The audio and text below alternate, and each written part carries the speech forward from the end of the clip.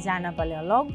I am from Future Needs, and our role in the project, our role in the project started before the project started, as we were in the lead of writing the proposal.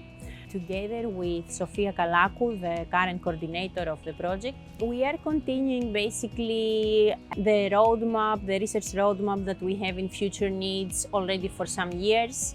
It has started with an idea that we had during the proposal writing of the SAFIR-MED project. We had this vision of creating a framework of indicators which would measure the impact of urban air mobility, the environmental impact, the social impact, not the technical impact, so not the innovation impact. Things that are maybe a little understated at the moment in the research, not the highest priority, and there was really very little literature available on that.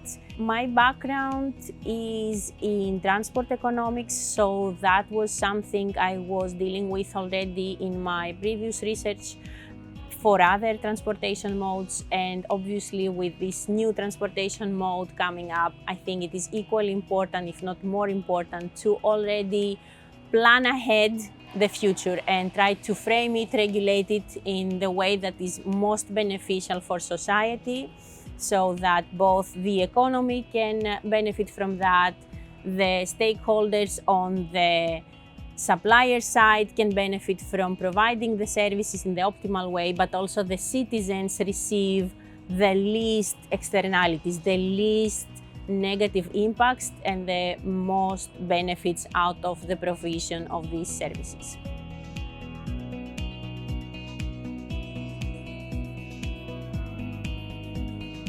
Yes, we are looking for collaboration. Future Needs is in charge of doing interviews with stakeholders, doing focus groups, and receiving information from the end users. So in general, both in this project and in all other projects that we work with, usually we are looking for stakeholders like policymakers, citizens themselves, providers of technology, and we're looking for their replies in our questionnaires.